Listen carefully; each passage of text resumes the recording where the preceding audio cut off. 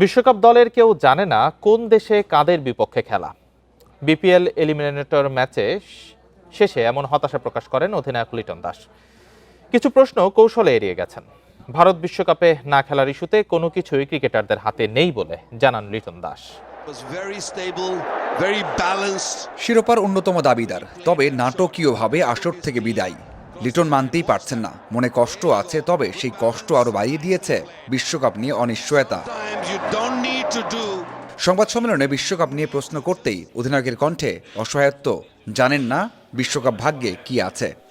আপনি কি শিওর আমরা ওয়ার্ল্ড কাপ খেলতে যাচ্ছি? জানি না, এটা কোনো অ্যান্সার নেই। এখন থেকে ওয়ার্ল্ড কাপ এখন অনেক দিন বাকি। ওয়ার্ল্ড কাপ যাবো কিনা আদৌ এটা নিয়েও আমরা শিওর না।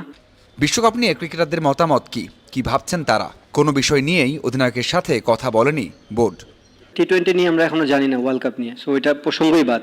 যে জিনিসটা হাতেই নেই আমার বা আমাদের ক্রিকেট ওভারঅল যতগুলো প্লেয়ার, আপনারা তো অলরেডি টিম জানেন যে কোন 15 জন যাবে, তো সেই 15 জনও এখনো জানে না যে আমরা কোন দেশে যাব বা কাদের বিপক্ষে খেলবো।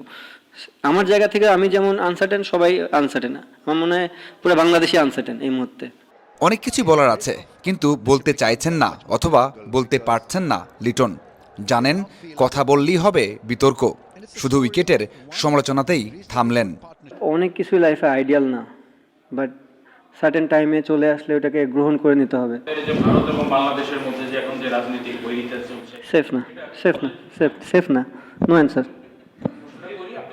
আমি বুঝতে পারছি আপনি কি প্রশ্ন করবেন, ওটা আমার জন্য সেফ না, নো অ্যান্সার।